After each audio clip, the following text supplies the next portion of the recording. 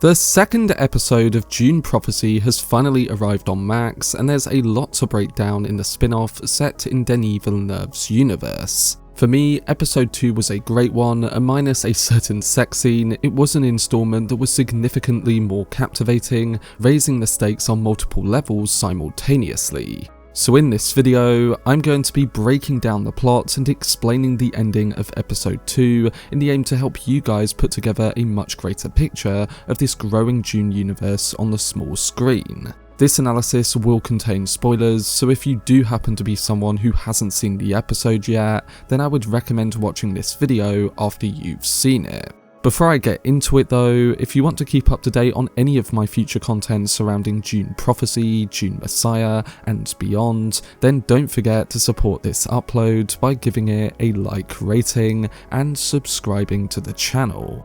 But without further ado, let's dive into my explained video for Dune Prophecy Episode 2. So last week's episode of Dune Prophecy taught us that the Sisterhood are going to have to go up against a big problem if they wish to solidify their control. The identical deaths of Sister Karcia and Pruitt Rechese, separated by half a galaxy, has sent shockwaves through the Sisterhood and disrupted Valya Harkonnen's carefully laid out plans. Meanwhile, on Seleucus Secundus, Emperor Haviko Carino and Empress Natalia appear to be leveraging this crisis to their advantage, with the enigmatic soldier Desmond Hart playing a pivotal role in their strategy. Episode 2, which is titled Two Wolves, takes a sharper focus as it delves into the aftermath of Episode 1, intertwining the key characters on Wallach 9 and Seleucus Secundus in a compelling way.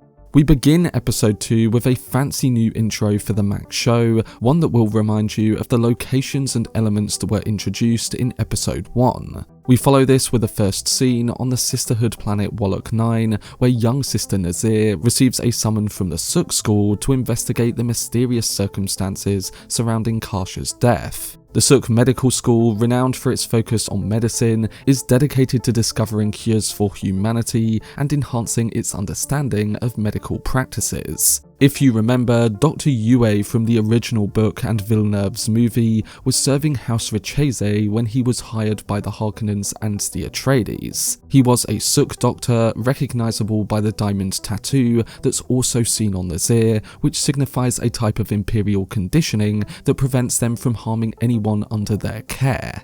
But returning to the scene, Nazir is convinced that Karcia's demise stemmed from an internal heat source that disrupted the Meridian network. After this, we find out that Tula is consumed by guilt over the incident, recalling how frightened Karcia was and how they failed to heed her warnings upon her return from Seleucus Secundus. And in response to what happened, her sister Valya Harkonnen has decided to embark on a journey to Seleucus Secundus, entrusting Tula with the responsibility of overseeing the school in her absence. Along with this task, Tula faces a challenging mission. She must persuade young sister Lila, who is not only a promising candidate but also the great-great-granddaughter of Mother Superior Rakella, to undergo the agony. This intense and potentially lethal ritual, known as the Water of Life, will awaken Lila's genetic memories, enabling her to communicate with Rakella and uncover more about the burning truth. Valya tells Tula that they need to uncover how the prophecy will play out, expressing her confidence that Lila will come through the ritual just as Tula did in the past.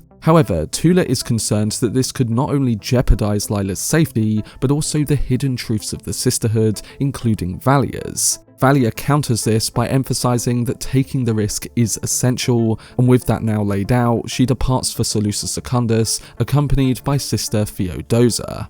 Before we go there with her, we do get a few scenes with Lila before she undergoes the Water of Life. We learn that Lila is loyal in grasping the reasons behind the Sisterhood's decision to conceal her heritage, but she does remain cautious about the upcoming ritual itself. She discusses her concerns with her fellow acolytes, with Sister Jen, insisting that the Sisterhood has no genuine interest in her well-being, whereas Sister Emuline argues that giving her life for a noble cause is a true honour. Emeline shares the story of her family's demise during the Battle of Corrin, and aware that survival was not an option, they chose to delay the enemy, allowing the fleets to arrive with pulse atomics to obliterate the machines. So Lila has a big decision to make, but it does seem like she's going to go through with it. And a following scene with Tula highlights why she might have made that decision. Tula, who shares a unique bond with Lila, tells her that her mother passed away during childbirth, and she might also have the chance to communicate with her during the agony ceremony. During that ritual, a sister consumes the lethal substance called the Water of Life, extracted from young sandworms. Through extensive physical conditioning, a properly trained sister can counteract the poison within her system. This transformative process activates her genetic memory, elevating her to the status of Reverend Mother.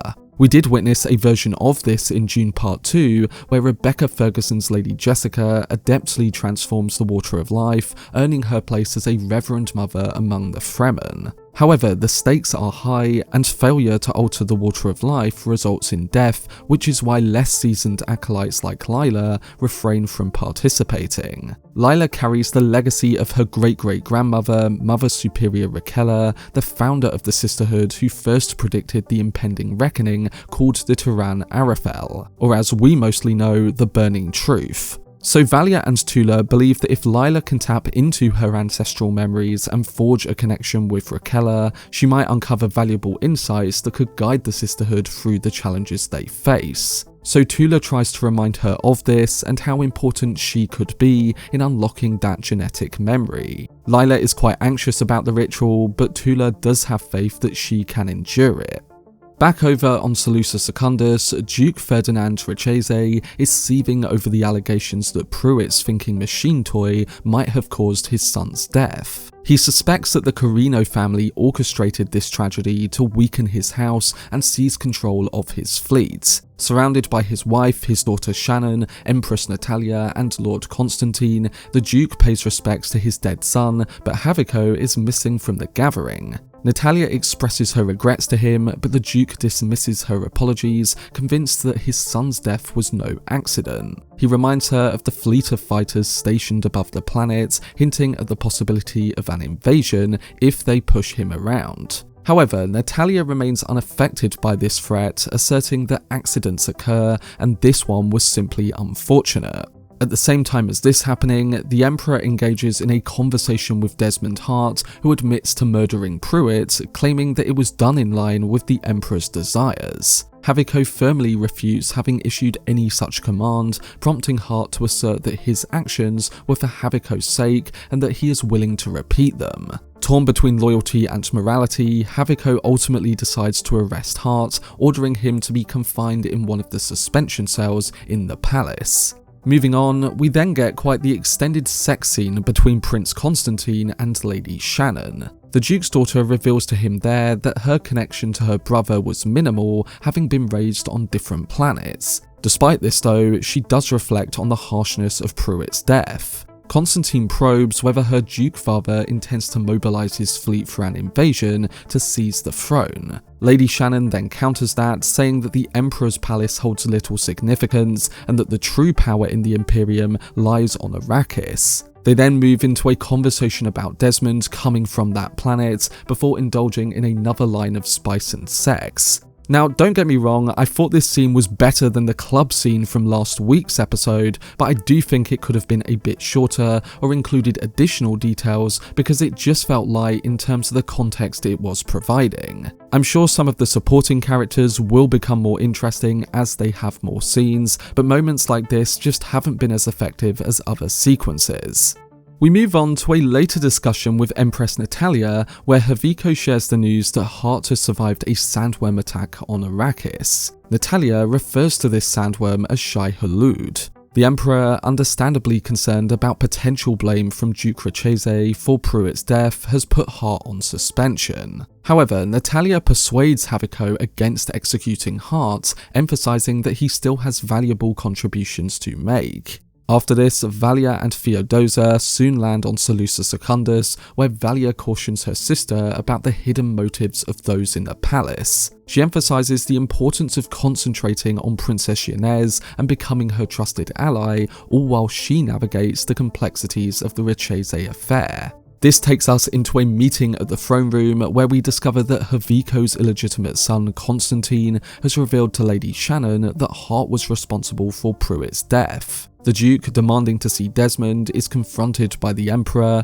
who is ready to grill him for his disrespect. But Valya enters the scene as things begin to get tense and commands the attention of everyone present. She instructs the Duke's new truthsayer to escort him away, preventing any potential fallouts. She also secures the Emperor's consent to interrogate Desmond. And additionally, she takes the time to meet with Princess Yanez, offering her support through her training as she deals with the death of Kasha. But when Valya does come face to face with Desmond, this becomes another tense moment. He speaks openly, sharing with her the story of his birth in Balut, how his faith led him to the palace, and that he has no secrets to conceal. When she inquires whether he was responsible for Pruitt's death, he readily acknowledges it, convinced that it was the right thing to do. He goes on to reveal that he also killed Kasha, claiming she was unfit to be by the Emperor's side and that he perceived corruption within her. He then shares with Valya that Shai-Hulud took one of his eyes but granted him the ability to see what she cannot. So this brings up another mention of eyes, hinting once more at the possibility of him being a ghola. But I will talk about that more towards the end of the breakdown. We come back to the scene and Valya then cautions Haviko that although Desmond is expressing his beliefs sincerely, his statements are fundamentally untrue. Desmond maintained that Kasha had challenged his authority, and this is something that clearly strikes a chord with the Emperor. So while Valya anticipates that the Emperor will order Desmond's execution or exile him to another planet, instead he chooses to return Desmond to the suspension cells and instructs Valya to keep their conversation a secret. This brings us over to a few other scenes where we get some well-needed info on the plans of other characters like Keiran Atreides, Princess Yanez, and Michaela. We return to the club from the first episode where Keiran Atreides had sex with Yanez. Here we meet Haras, the leader of a rebellion opposing the Imperium. As Keiran enters, it becomes clear that he is actually a spy for the rebels, and he informs Haras that he managed to scan the entire Carino Palace during the funeral. Michaela expresses her concerns about him getting too close to the Carinos, but Keiran remains resolute in his mission. The Great Houses are stockpiling spice and pushing people into violence for survival, and for now, he is eager to join Haras in planning a future attack on the Emperor. But soon after this, we discover that Michaela is actually a member of the Sisterhood, highlighting the extent of their influence. She has a meeting with Valya, who further commends her for successfully leading the raids on Arrakis. She insists that Michaela must provide the names of the rebels to ease the Emperor's concerns, fend off threats like Desmond, and reinforce the Sisterhood's influence. Without hesitation, Michaela reveals Keiran Atreides as one of the names, and Valya's reaction could suggest that there's more to this. Most likely, it's tied to the long-standing rivalry between the Harkonnens and the Atreides. But it's important to note that we are getting flashback scenes in the episodes ahead, and we've seen footage of young Valya with the Harkonnens, so maybe we'll get some more info in those sequences.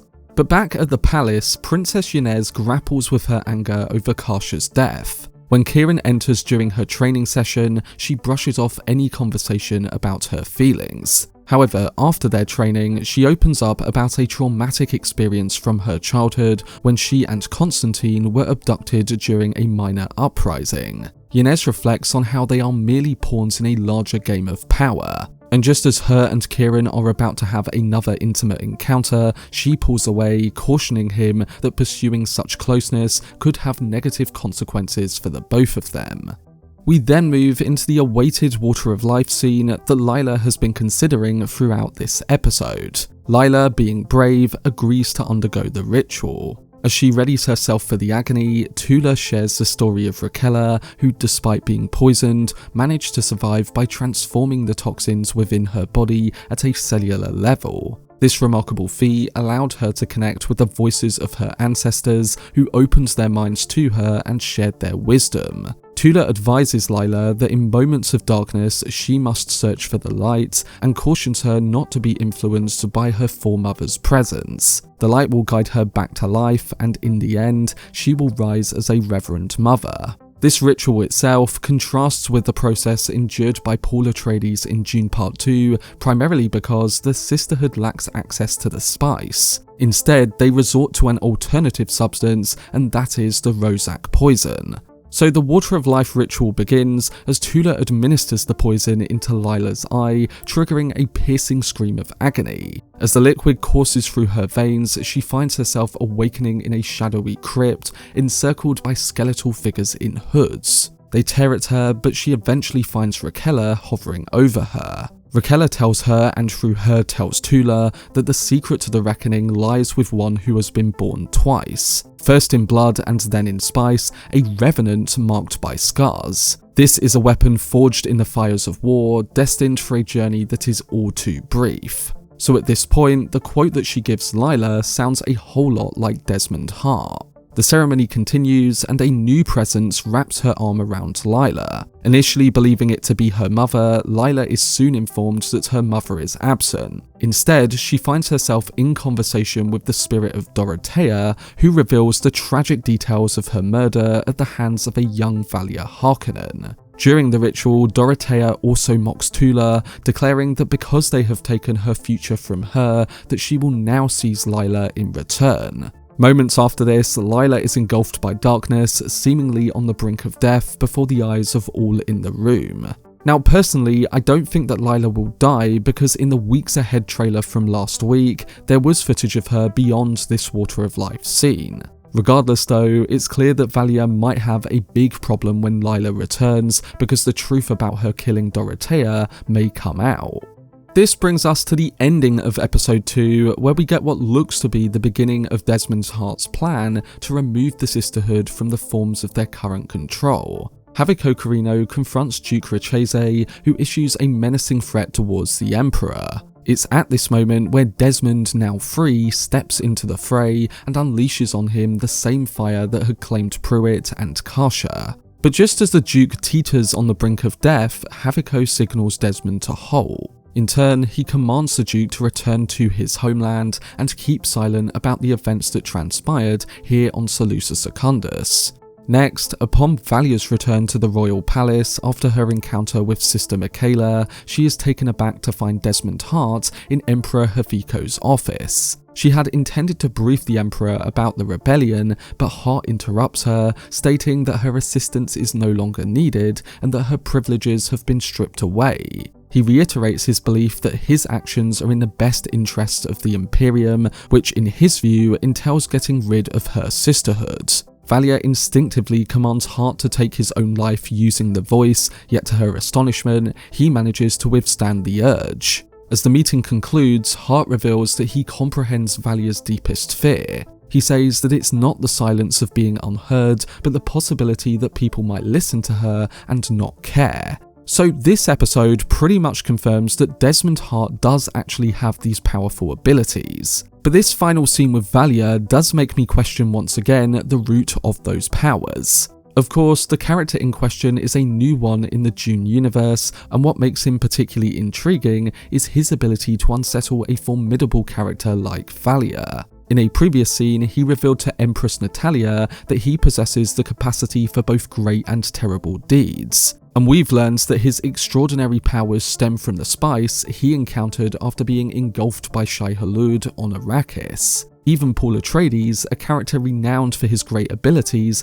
has not achieved the feats that Hart has displayed here. So if Desmond truly holds the key to the reckoning that Rakella mentioned, then stopping him will be an immense challenge. It's important to note that Rakella did bring up an interesting point during Lila's Water of Life scene by mentioning the term revenant. This word can refer to someone who has returned from the dead. On top of this, the 4th episode of Dune Prophecy is titled Twice Born, so that again could link into that and suggest to us that we could be finding out exactly what he is in that future episode.